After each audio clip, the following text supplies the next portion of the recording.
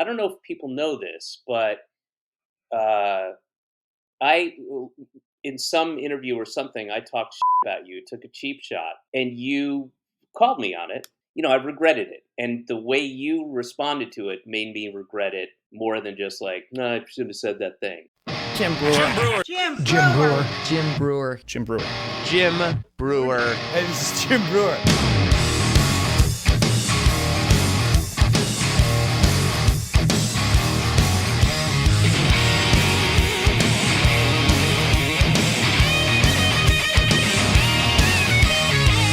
Need a kid. Kid's going to Mexico Good for him, dude. with Metallica.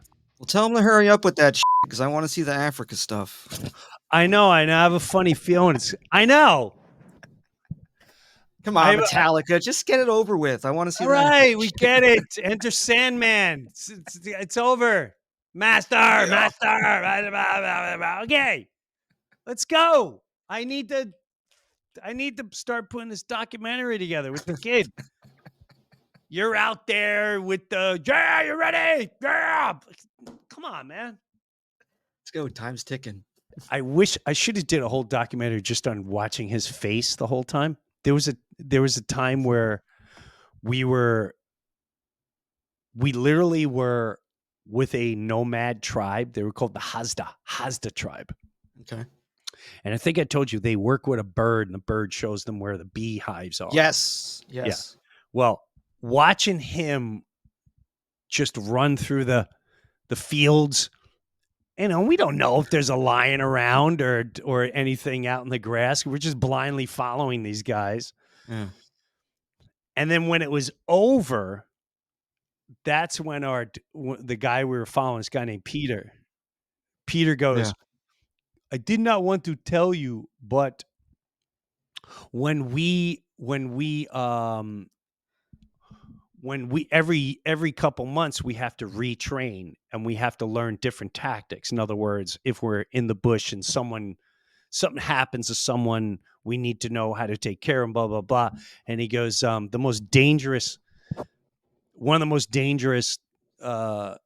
animals out in the wild is this thing called the black mamba snake. Oh, shit. And once it bites you, you have tops 10 minutes to live.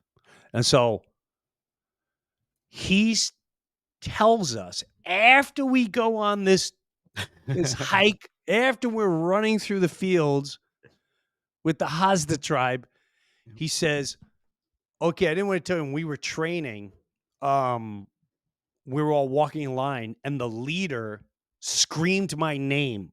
Peter, stop, Peter, stop. And he goes, and I didn't know what was going on. I was looking for a lion. I was looking for a hyena. Like I didn't know what was going on. And he grabbed my collar and pulled me off my feet. And he has a picture. The black mamba was up, ready to strike right next to his leg. No shit. And he goes, and that was right where we were running. I'm like, oh, that's great. I'm glad. Yeah, no, I'm glad you told me that story now. And we didn't wait till later. That's insane to me that, like, number one, you're going to a different country that have different customs and different, views and all this shit, but you're putting your trust in these people. They're like, yeah, we're just going to run in a field. Don't worry about the lions and shit. Like, obviously you don't know if there's things out there, but they do. They know, the way the wind's blowing, they're not around this time. Like, they know all smells, that shit. You're just like, smells. Exactly. Yep. Like these guys. Yeah, these guys will be walking once in a while and they'll be like, Cape Buffalo. What? Dude, yeah. Cape Buffalo around the corner. What do you mean a Cape Buffalo? How do you know that? Shh, smell. So, and then, 2 minutes later, it's like a Cape Buffalo just sitting there. Like, oh my God, that's nuts. Now, when you go there, like you go to places like that and you're not on your phone so much and not dealing with technology and does that, like, do your senses heighten at all? Yeah, you definitely do, but it's just kind of it. The first couple times I went, it's like when you hear a lion outside your tent, you're like, what the fuck? Like, what the fuck? And they're like, don't worry about it. Like, don't worry about it. Like on this one, we got up and they're there's, the guy's showing you, like, he's got a stick and a shawl. That's his defense mechanism. Stick and a shawl, and he's like, yeah, and he's showing us Yeah. the footprints, and they were laying outside your tent. Like, what? Um, the kid, like I said, the kid was freaking fascinating. He was so funny. His eyes were just like this the whole time. He's like, I'm like, are you okay? He's like, yeah, no, everything's great. But anyway, I don't want to keep our guests waiting. Yep. So, comedian, actor, he's got many specials out. Mr. David Cross is here. Hey, Hey, Jim. Dave, Hi. how are you? Good. When I was there, you were talking about? I came in at like a minute ago because I had to switch Yeah, browsers and stuff. But were you talking about Safari? yeah. Have Where? you ever been? Yeah, yeah. Where'd you go? Well, the latest one, I went to Tanzania. Oh, how Um, many have you done? I now I'm a little crazy with this Mhm. because I'm getting addicted. I've been there 3 times in the last year. Um, Wow, so I wow. went to northern Tanzania, pretty much everywhere. I mean, it was north, southeast. Last year I went for the wildebeest migration and calving season. Wow. And then on this last one I wanted to film I wanted to film the story of these 2 guides that grew up in the bush, Mhm. and now they're these safari guides. I'm like, how did you get from there to here? And that, I mean, I ended up going to their villages and all that, and that to me was way more fascinating than the safari. But I'm sure you'll know too. Where'd you go? This is years ago, but we went to the Okavanga Delta, yeah, it was amazing. And I would easily, without hesitation, say it's one of the top 3 things I've ever done. It was in every way amazing. And it wasn't that long. We did, I want to say 3 or 4 days. And we That were was really, it. what? That was it. Yeah, that was it. We were in. I was on this break from a project, and then who she wasn't my wife yet, but my wife's friends were in the Peace Corps in Botswana, and we went with them, and we did 2 weeks all over. We went to Namibia and um, shit. What's the Zimbabwe and Zimbabwe. Yeah. um, where's the Victoria Falls where Victoria Falls. and we did like 2 weeks, all over. But we spent 3 or 4 of those days in the Okavanga Delta, and it was amazing. It, I mean, it's it's again, I would say everyone should have a handful of experiences. Everybody on the planet, at some point, should take hallucinogenics. At some point, go on a safari and be and like rough it, like because I came in when you were describing somebody saying like, "Don't worry, it's okay," and yes. it's not. Yeah. It's not if you're from the city in America. It's not okay. Exactly. Those eyes, the hyena eyes, dude. And it was amazing. We had an amazing guide, but yeah. So you're like addicted to it. I'm addicted. Well, like for instance, I'm going again. I just got the itinerary for next summer So how where many times have you been? How many times? this will be, if I go next summer, it'll be the 8th time. Wow. So I've done the South almost everywhere you said. I've been to Uh-huh. Durban, Johannesburg, and then I didn't know anything about Johannesburg, right? So That was weird. We were there for a couple days, and it was a very it was like I don't want to say upsetting. That's too strong, but it was like just you know what I mean. It was like it was well, uncomfortable. It was like it was the a bummer. the thing that bummed me out. I mean, I was there, I don't know, 10 years ago, 12 years ago. And I started in Cape Town, which eh, I don't like touristy places. So Hmm. so to go from Cape Town and then you see all the shanty Hmm. like them just living in slums. Mhm. Like, oh my God. But what I thought was what I took away from that was we wanted to go to Nelson Mandela's neighborhood, right? Mhm. And we're like, oh, okay, let's go to the neighborhood. And you go to his house, and the tourists like, oh, here's where he Was he slept, home? and here's Were they huh? home or did they? No, no, no, no. But as we were going through the neighborhood, you see little kids just Yeah. hanging out on their own and people outside. And I remember the people that were in our van were like, oh my God, like, who's watching the children? And then there was a late, and I could tell the driver was like, fuck. Yeah, yeah. And then there was a table full of whatever crafts. And the lady's like, why is she just leaves it there? Like, oh my God, if we were home, people would take it. And the guy stopped the van and he goes, ma'am, everyone looks after each other here. He goes, everyone knows each other. If someone were to steal from this woman's table, they would know exactly who it was within 10 minutes. They would bring him to the street and they would shame him in front of everyone. They would shame his parents and make sure, because that's the way we do it. We don't, because there is no, the children, yes, you see 2-year-olds and 3-year-olds, but everyone knows we're all looking after each other.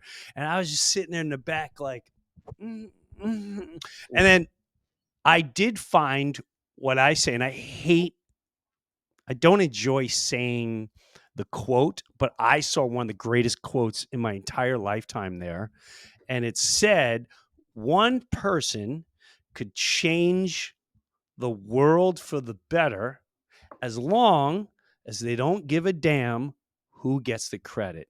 And that was a moment that completely shifted my entire aura. I like, wow, Yeah. that's such a, but I don't ever like saying who quotes it because then people go, oh, that person did this and like, just listen to the message. But yeah, I'm addicted to going there because I I think our society's crazy. I think this whole civilization's crazy. I always want to know, how did we go from the simple life of looking after one another to the madness that we live now? And you got to go and vote, and you got to do that, and you're going to march for that. Like, oh my God, what I loved being in the bush. I learned almost no, I learned great things. I also learned, I used to do a joke years ago, David, and I want to learn more about you as well. So I don't want to take up your time. Um, No, I mean, this is a great conversation. I yeah, wanna keep yes. going. Yeah. One of the things that really blew my mind years ago, people would know a bit of. It's basically a story where I called in a bomb threat, which is a true story, and it was Okay, about. what's the context? I worked at Sears. I worked in a paint department. This is all true story, and I'm a meathead. I got dangling cross. I got Judas Priest paint on my back of my jag. I was half mullet. I'm a knucklehead from Long Island. And I would call all the departments as characters. Right. I was just nonsense. I'm not just there to pass time. And there was a guy in hardware in the next department that kicked me out. At that time, Muammar Gaddafi was the big, oh God, he's the Antichrist of America. Yeah, He's he's the gonna kill us boogeyman all, for right? that. He was that year's boogeyman. Yeah. Exactly. He's the modern day, but every couple years a new boogeyman. Right. So every paper had missiles with his face, 6 missiles on American. Yeah. So as a goof, I called the hardware and I did the whole accent. I'm Muammar Gaddafi. I've sent 6 Libyan missiles to hit hardware. You got 10 minutes to evacuate the tools and the people. And I said, long live And paint. clearly a joke. Clearly, why would Gaddafi ever? Right. Clearly a joke. And I go in the break room. I come back out 20 minutes later, no one's there. And I have no clue what's going on. I'm like, where's the like, where's the customers? What the is going on? This is so weird. And then a guy comes out of security, a plainclothes security. He's like, yeah, bro, we gotta get out. Like, what's going on? They evacuated the store. They were about to evacuate Green Acres Mall. Like, what are you? I said it was Muammar Gaddafi. Like, what are you talking? So that became, and I went on some show and told the story and blah blah blah. And but cut to, I'm in Africa, and I asked them, this is in Tanzania, and I don't know if you stay in the tents or whatever, and they have the staff there, and I'm talking to all the staff guys, right? And I go, hey, who's like the greatest African, like one of the greatest leaders? Was it Mandela? And they go, Muammar Gaddafi. I went, Muammar Gaddafi. Hmm. I go, interesting. What was it about Muammar? And I recorded the conversation. I have the conversation. And he goes, he gave everybody free education in Libya. He gave everybody free health care in Libya. If you couldn't get the education you needed or the health care, he would pay for whoever it was to go wherever you had to go. If you had to go to whatever country, even if it was America, he would front the bill. They shared their economy because they were all about the oil, and he was Yeah, he building. nationalized the oil, right? That was his. Right. Correct. Correct. That's why we didn't like him. Exactly. Yeah. And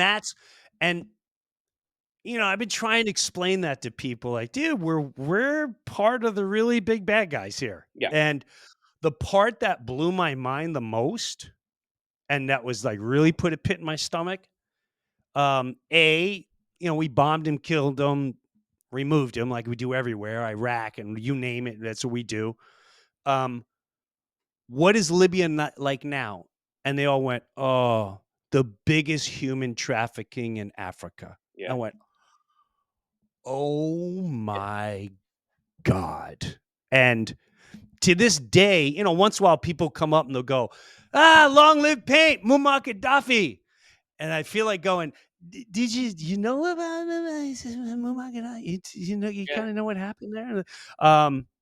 So that's why I like going. I love going to places like Africa. The Aborigines was one of the first that blew my mind. I was talking to an Aborigine, and he goes, I said, why do you gather under the trees at night? Like, and he said, we look at you as just ants going nowhere. Because you all following ants, but you're going nowhere. He goes, you all live for an existence, for a future that you don't even know exists. Because we only live for today because we only know today exists. Mm-hmm. We don't plan for 10 years, 15, 20 years from now. We can only live for right now. Your society plans, works, lives for something you don't even know exists. And I was like, oh my God. And people don't have these. I love just going out, and the more I'm away from people, the better I feel. And then I come back and I'm like, oh my God, this society is crazy. It's a that's a very real feeling that I've had numerous times. I was I don't know, month and a half ago, 2 months ago, I guess. Uh, Bob Odenkirk and I went to hike the Inca Trail in Machu Picchu in the Andes Mountains. Oh, I want to do that It's so great. bad. It's hard. Uh, it's both harder and not as hard as people say. I know that's kind of confusing, but it's especially the day 3, which everybody will tell you about, is motherfucker. But you can do it, and you do it. You do it. You don't. You have no choice. You can't go anywhere. There's no. I'm going to pull off over here. It's absolutely worth it. And I wanted to go. I've wanted to go for a long time, but I've always said like, oh, someday I'm going to do it. But I was like, I'm I'm really starting to feel my physical mortality. I don't know how Yeah. much longer I've got to be able to, with these feet and this beer belly, be able to, do 37 kilometers, 14,000 feet above sea level, and it's absolutely worth it. I highly recommend it. But to your point, uh, it is, you're seeing people occasionally, in these, you get a little, not a town, but a little area where there's some people live and farm, and uh, they seem content with whatever, and they're not working to get I only have a 66-inch TV. I need to get the 72-inch, and I need, my sheets have to be, these were 300 count, now I need 600 count, whatever the thing is, and to go from that existence. And we were there for a while. Back here where my wife had hung up, and I come home, I was there for 11 days, right? My wife on Yeah. the vestibule had hung up this thing that she had gotten, which is she has two favorite activities. One is to buy stuff, and the other is to buy things to put that extra stuff in. And so she's hung up this thing that holds, it's got 5 slots, 3 rows of 5 slots. Other thing. Yes. She's hung it up to hold sunglasses, Jim. 15, 15 slots. One of them, I'm not you, has two stuck in the same slot that's supposed to hold one. Two of them because they're the same pair of sunglasses. So my wife has at least 15 pairs of sunglasses. All you need is one. All you need is one. And I go from Ah, and that's when I came back. Literally, that was the first thing. I opened the door, and it's in the, and I'm guilty of like that too. But the what you're describing, the going from there, and it's a stark reminder. It's it really is. So you said top 3. What's the other 2? uh, experiences, or, Yeah. well, I think definitely the safari and everything that comes with it. Everything you're describing, not just the simple, like, hey, a giraffe, Right. an elephant. It's all the stuff around it. Right. It's sleeping in a tent and being, nervous and scared about everything, and you hear and the sky. The sky is amazing. The Oh, sky is insane. I've never seen anything like it in my Yeah, life. it's I was on a plane last night. I look at it once a week and I go, "Oh my god!" Like, but what yeah, do I do with this? Like, what do I do with this footage? What do I do with these pictures? They're just, oh my god! I can't get enough of it. yeah. It's beyond breath. It's like being on another planet. I can't explain it to people. It's Well, it is unexplainable. like being on another planet, because sometimes, and I got this in southern Turkey too, where I could see distinctly, very vividly, the Milky Way. We're part of the Milky Way, but we're down here or Right. up here, depending on where you are. But you could see a big stretch with the colors, naked eye, with colors, and it's amazing, and you'll never see that even in Montana. You go to Montana, you don't see that kind of thing. No. Um, but so yes, I think I'd say that. Um, I like to scuba dive, so I've been to the Blue Hole. Yeah, you too. Huge. Love scuba Have you been diving. to the Blue Hole in Belize? I haven't. Now, well, we went there 3 years ago to do it, uh, and I ripped my calf muscle. So Oh man, my wife got to do it. My daughter got to do it. The friend that we brought got to do it. My what daughter's happened? friend. That sounds really painful. It was beyond painful, and it was also one of those times in life where I realized, wow, just like you said, these legs, whatever. I was on stage, and all I did was like a little hop, and I So, and I thought wait a minute. I Wait a minute. Describe. What did you just go down immediately? No, well, here's what happened. I was whatever. I was working out. So when I'm working out, I'm way more angry. So I'm working out, and then I have to find the unanger and then bring it on tour. So as I'm working out, I'm imitating something, and as I hopped, I had my back to the crowd, and I was convinced someone took a baseball and whipped it at me and hit me in my calf because they didn't like what I was talking about. And it hit me in my calf when I turned around, and no one was pointing out, and no one was looking at where the ball came from. So I immediately turned on the audience like, so you gonna pretend this didn't just happen?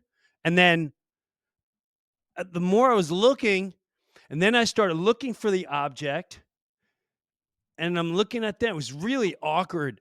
And And then what I are went to people thinking during this? What's the audience thinking? well, I don't Yeah. know what they're thinking until I took a step. And I took a step and I went, oh my God.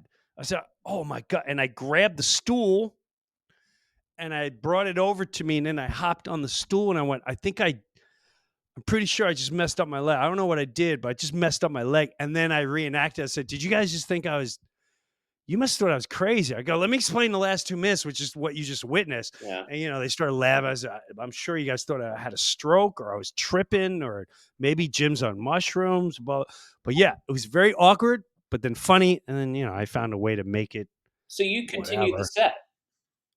Oh, yeah. Then I sat and I just told stories the whole time. And What a pro, ladies. and those are What a and, pro. There's a pro. and those are moments too where I'm very animated. I'm a street kid storyteller. That's it. That's all I am. So I was able to go, okay, well, now you're gonna have to sit down and be just as entertaining. Can you do that one day when you're old? So I took it as that. I'm like, you know what? Yeah. One day you're gonna be stuck in a chair, so Yeah. you better figure this out. So it's very humbling. Yeah. Where the hell was I going with this? Oh, you What weren't did you ask? Belize, but you couldn't dive the blue hole. Oh, so yeah, so that's what. But I can say this now. My wife wasn't with me, and she really hates if I she's so against it. So the Really? guy Why would you? please. Why would you marry Jim Brewer if you're against that? How did We that? were okay in the beginning. We were okay in the beginning, and I'm not going to say what happened because it's going to trigger you into something else. It's a much deeper conversation. Okay. Here No, dude, whatever. I'll be honest with you. No, I'll be honest with you. And it's a deeper, dude. It's a. Oh, I don't want to get too far into. All right. So long story short, Whatever yeah, you're I'll tell you. comfortable with. I'll tell you what happened. I'll tell you what happened. Okay. How long you been married? Uh, uh, 12 years. It'll be 13 and oh shit. Very soon. Fuck. Okay. Oh, I Okay. gotta get So something. you. 6 weeks. I'm Today's my not about 6 anniversary. weeks. I better Today's get my anniversary. Today's 13. today's like our 13. 32-year. Well, Paper today's like nice. our 32-year anniversary, and the two of us woke up and we forget all the time. We totally forget. Like Well, if I do that. I'm just waiting for her to join me in that. so, I got to write down Belize, or I'm going to forget my thought process. So, long story short, I'm sure you've had these moments where you're like, I'm done being married. I can't do this anymore. You've had it multiple times. Now, I come from the school of now I'm probably traumatized as a kid. I saw things with my sister go through a divorce, and it was ugly and disturbing. You're And the youngest. I'm the youngest, and I'm an accident. So my mom grew up in the village, uptown girl, um, married, and then her first husband was killed in World War II before he came home while she had the kid. Then the second kid, total mystery. We don't know who dad is. We have no freaking clue. Then the third and fourth came from a guy that was extremely violent and abusive. I was not there for any of that. I only hear when they all get together. So and then my mom met my dad, who was a World War II vet, grew up in Kentucky, 10 brothers, sisters. Mom died when he was 3. Those two meet. He was garbage man, hardcore blue collar. All the World War II guys looked after each other and got each other jobs. Those two meet. They accidentally have me. So they're So- older. They're older. You've got older. Yeah. Yeah. Yeah. So my siblings, I didn't understand where my siblings, like, what do you mean that's my brother? He's got kids and a mustache. Like, what are you talking about? I'm close with my nieces and nephews. They're all my age. They call me Uncle Jimmy, but they're Right. 2 years younger than me, 3 years. So the marriage part. So divorce. I watched a lot of trauma as a kid Mhm. with my nieces and nephews. I'll start crying thinking about it. So I vowed, like, when I'm going to get married, I don't want my kids to ever go through that. I do not want my kids, is it right or wrong? I don't know. Same.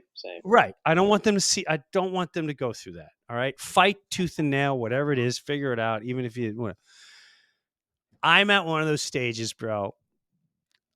I pull over and I have it out with whatever exists. I was mouth is open, and I said, God, if you exist, you better come save this marriage right now, and blah, blah, blah. And I know this is funny. I'm like, or I'm going the other side. I threatened him. I'm going to go the other side. I'm going to crush it. Mhm. I'm going to be the greatest freaking bad guy you've ever met in your life. Sir, I've And, got Jim Breuer on the line. Hang on, I'm sending a hurricane to the Caribbean. I'll be with you in a second. So I pull over and I had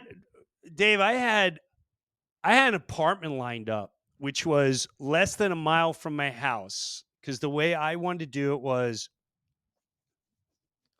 I want my kids to be in peace. I want us to be in peace. You figure out why you don't like me. Whatever it is that's bothering you, please figure it out. But we can't live like this. I will put the kids to sleep. I will bring them to school. I will do everything I can do. I got a job in New York where I start doing radio just so I could be around the kids. So I had this apartment lined up. Mhm. So I have it out. You need to step in. First thing I go to the apartment, the guy's like, oh, I just gave it away. I'm like, what do you mean you just gave it away? What the fuck are you talking about?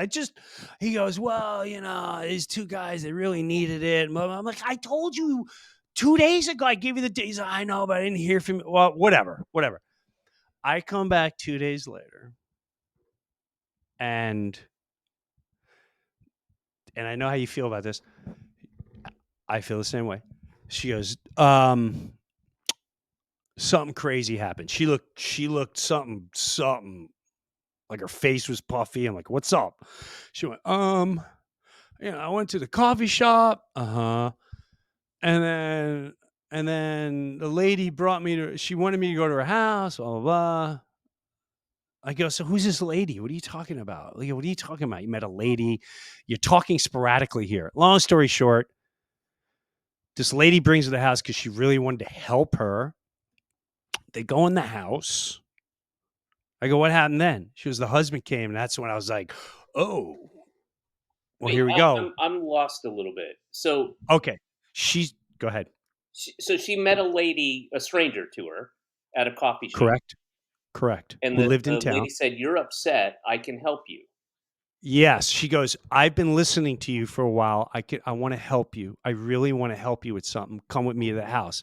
And the way my wife describes it is, Jim, I didn't want to go. I don't know why I started following. And I'm like, what do you? This seems like it ends either with religion or sex. Or both. Or both. Exactly. I didn't see one coming. I thought the other was coming. And then that was gonna give me the green light to go, oh, wait to the next road trip, boy. Yeah, You yeah, don't yeah, know yeah. what's Oh, about. I mean, I feel So yeah. what happened was she goes, the husband came. As soon as she said that, I admit the first thing I thought about was like, oh my God. Oh my God. And she goes, and then they started praying. And I giggled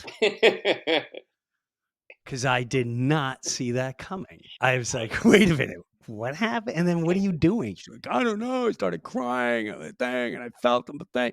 So, with that said,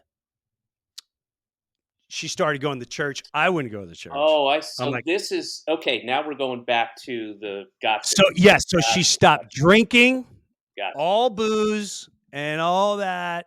And she's not militant. She won't say, read the Bible.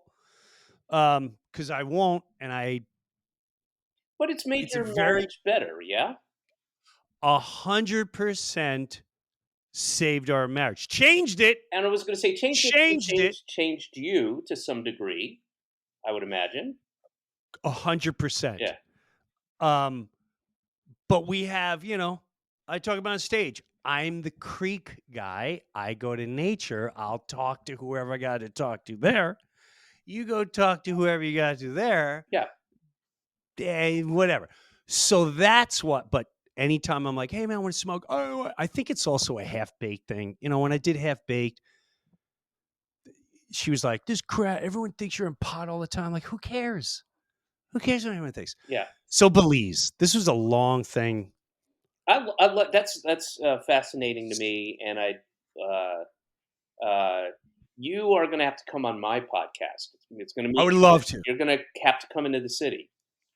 How do you feel That's fine. yeah, That's fine. because I wanna discuss this more, I do too. because I think it's I do. fascinating, and, You would. It's so fascinating. Whole different conversation. So in Belize, while they're at the Blue Hole, which I'm dying to go to, a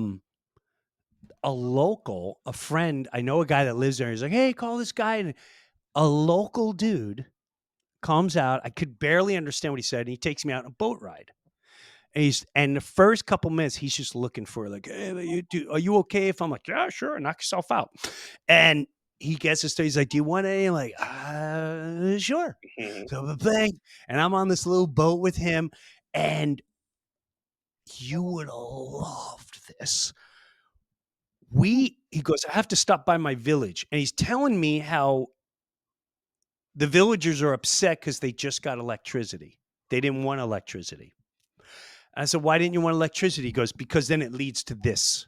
Mhm. He goes, in the minute it leads to this and the screens and this, it'll destroy we already see it destroying the children. Wow. So he goes to his village and we get off and he's grabbing this cooler. He's like, we're going to go fishing. You're going to eat good. And he goes to a termite mound with a machete. And he goes, you want some termites? I'm like, what? He goes, termites, they're good protein. You have this much termites. It tastes like mint. It's better than a filet mignon. I'm like, no, I'm good. I'm good for now with the termites. And he takes the termites and he puts it in his cooler and he grabs a friend and they go out and they go in these little parts on the river and they take little parts of this termite mound, they throw it into the water, and then they leave and they go up and down and we're looking at howling monkeys and all that stuff. And they come back and they throw the net in and all the fish are eating the termites and they pull up all the fish. Then we go home. He's got lemon trees and thyme and mint and he's grabbing all that and his sister's cooking. And I'm like, this is what, why are we not learning? Why are we learning about Ponce de Leon and Christopher Columbus when this guy's getting termites and catching fish? What the fuck are we doing in this civilization? Like, where do we go wrong? Where do we go wrong? He's shown me everything that treats cancer and this and this. So anyway, I'm kind of glad everything happens for a reason. I'm glad I hurt my calf and I got that experience because then, boom, like, oh my God, how was your trip? Like, oh, I was tough. I was wobbling a lot, whatever. So, Well, now that your calf is healed, you yes, should definitely it's a really special experience, especially if you like diving, because you're going, Love it. you're going straight down basically over time. You have to keep, acclimating or whatever, but you eventually go. That's the furthest down I've gone, and you start to lose the color, a little bit, and you're with Yep. the sharks. You're going along the wall down, and there's just sharks everywhere, tons of sharks, and it's beautiful. And to me, that's the most beautiful thing. People are so freaked out by it, but I go, you don't understand. They're not hunting you. No, So they're not you great were whites. They're different. They're the docile, basically, and but exactly. scuba diving I find to be one of the, if not the most peaceful. I mean, I'm never more. I mean, you can have the nicest massage in the world. You can be super high. You can be whatever, but nothing is more peaceful in physically and spiritually than scuba diving. I will I will highly agree with you in that. I can't it's another experience. Some people go, "Oh, aren't you claustrophobic?" I'm like, no. The minute I'm in the water and the minute I start floating down, it's just like you said, I cannot describe the peace Peace, yeah. that you feel. It's such aren't you afraid? No, not afraid whatsoever. I'm not ready for the tiger shark thing yet. There's tiger sharks in like off of Fort Lauderdale where they breed and people go down there with the stick. And I'm like, No, yeah, that's I don't know if I want. I don't know if I want to do that. no.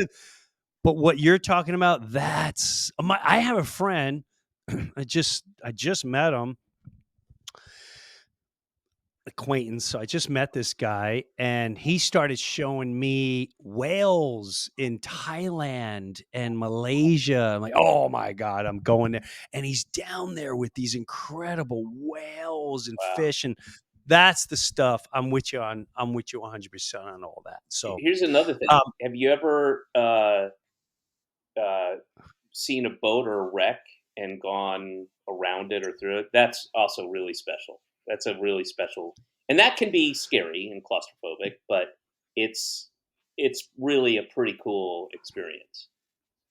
I agree with you on that one. The only thing I haven't done yet, and I don't think I'm ready for or want to, is cave dive. I don't want to do cave diving. I'm not ready for cave diving. And why is That did you do it? no, no, but I would. I Yeah. like the idea of it Yeah, I don't know yet. That one I just don't know. because of I the dangerous don't aspect of it, or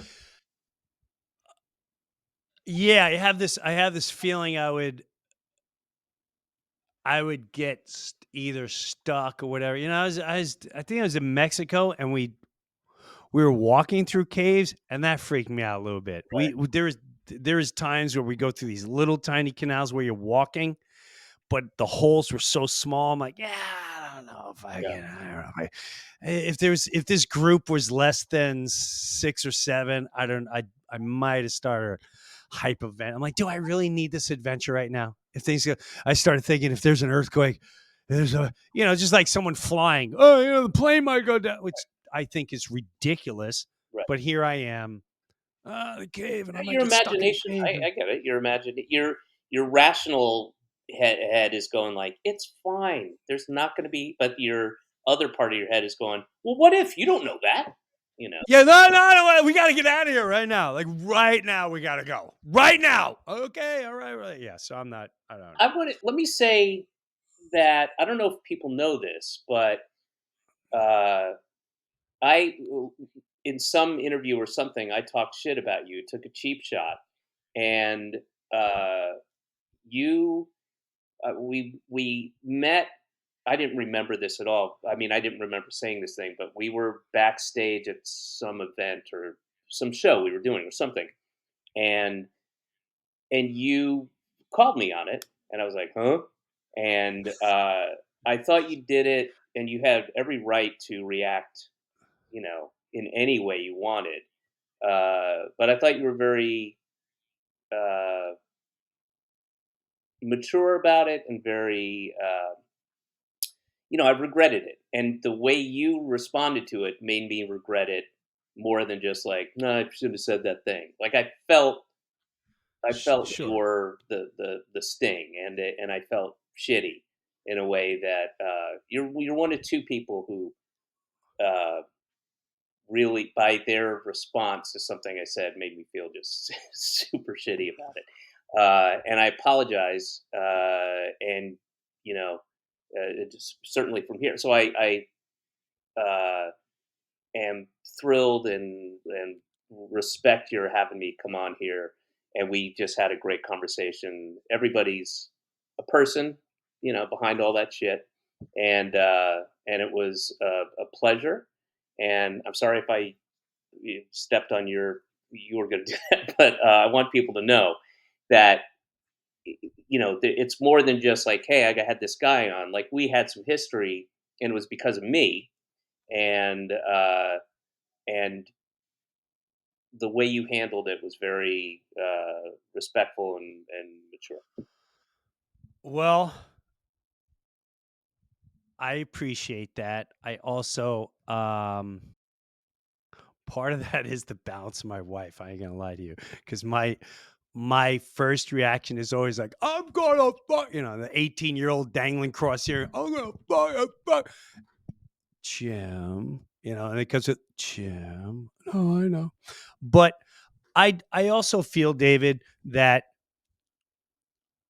in this day and age, so many of us have so much in common, and I say it more and more. I listen to guys like Bob Marley, and he said one thing that really blew my mind. And he said, all governments are illegal. And that really resonated with me for a long time. And we all, I get once in a while I get caught up. I'll come like, what are the nutballs up to now? What are they projecting now?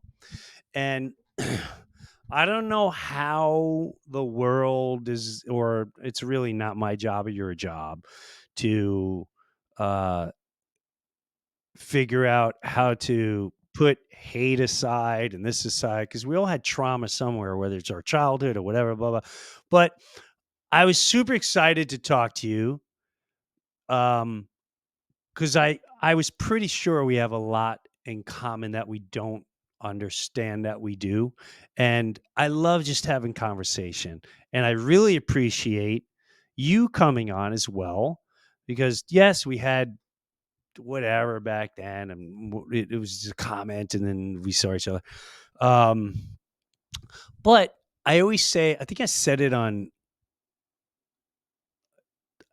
other podcasts, what stops the world? Why do we need a politician? Why do we need news? Why do we need these people telling us how to think, how to feel, how to hate, who to go after? When if we just took time with one another, we could figure it out without them. We really can. I truly believe that. And I believe deep down inside, that's what scares whoever's in all control. Like a guy like you and I and whoever and a couple others sitting down and actual having real conversations scares the living shit out of people that want to enforce these emotions, this hate, this judgment, this feeling. And so at the end of the day, I can't wait to come on your podcast. I think it's going to be a pretty uh, I know it's going to be a great conversation, because I'm willing to go as far and wide as you want to go, and honest, Yeah, yeah. I mean, super honest I about it. look, to speak to what you just said. I think, um, and these feelings have only been solidified since I had a kid. I think there are a lot of, and history. This is throughout history. A lot Yeah, of bad people who lie, cheat, steal, take advantage of, scam, con, whatever, manipulate otherwise decent people, whether that's through the prospect of power, money, religion, saving your soul, whatever that thing is. And history is fucking littered with people like that. So you need people to counter that, and you need Yes.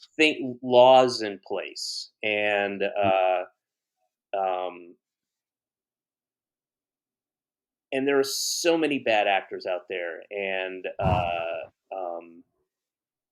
everything's a business. Everything. I mean, you talk about the media; it's a huge business, and 95% of the media is a joke, and they're trying to fill stuff in, like just create content. You know what I mean? And I don't think we have a very. I think the idea that we are people think we're a democracy, and people think there's a left wing media is a fucking joke. I can't. It like what are you talking about? Sure. And you were talking about healthcare and Gaddafi. We're the only industrialized. I mean, you travel, and when you talk to people who don't travel, it's so fucking frustrating. They're like, "What do you want us to turn into Sweden?" You're like, "Yeah, Sweden's fucking awesome. It's great." You know? Right. And Right. anyway, we can save more of this. My podcast can be serious and silly, which I think we will get to. And you come down and we'll have fun. It'll be fun. It sounds great. It sounds great. DavidCross.com for touring, specials, all that jazz. Officialdavidcross.com. I'm going on tour in mid-September, the end of the beginning of the end tour.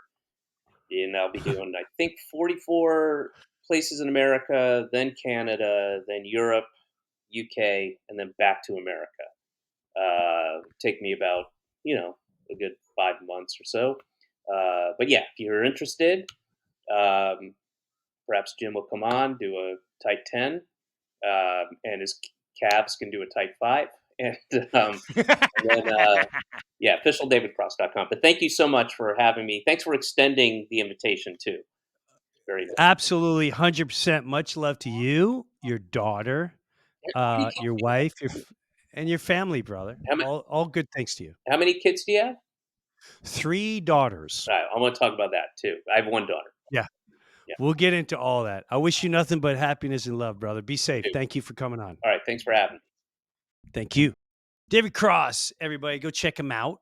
Official David Cross. God, it'd be wild if when I was in, I wonder if he's going to Switzerland. I'll have to go on his site.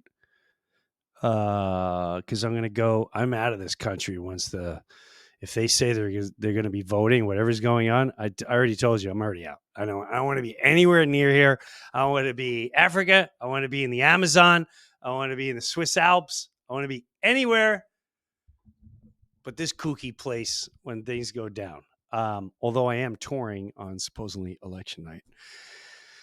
So with that said, a pleasant conversation, incredible conversation. And I love how people can just have regular conversations.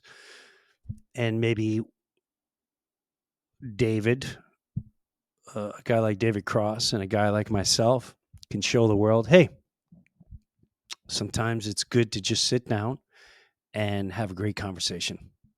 And you never know how far and wide you can go and the things that you find in common. So there you go. Why don't you start with that? We'll catch you next week, the Breuniverse. I'm doing shows. Get all tickets on jimbreuer.com. Don't go anywhere else. Go to jimbreuer.com. I'm not planning on dates early next year at all. So if you do want to see me live, this is it. December's it. Finished. What I'm doing after that, I don't know. It's all going to be the podcast. I would like to start filming more. I want to get more into that stuff. The African putting together with the kid and whoever this documentary. So that's kind of where my head is at for next year. Really expanding on this big time, and where it goes, nobody knows. But when it comes to a real tour, I really would like to hold off to almost late September of next year. Maybe the end of summer. I don't know, but I think That's where my head's at. So if you want to come see me live, now's the time to get a ticket. JimBrewer.com. We'll see you on the road. Mike, have a good one. Thank you, David Cross, and we wish you all the best from the Breuniverse. Take a look around and what do you see? Lock the day down tonight, we'll make it history. Hey, this is Jim Breuer, and I got my own Patreon page, and hopefully you'll check it out. Live comedy concert streamed once a month. Early access to the Breuniverse podcast every single week, and have bonus footage and bonus segments. I promise you I'm not going to let you down. Go check out my official Jim Breuer Patreon page, and I'll see you there.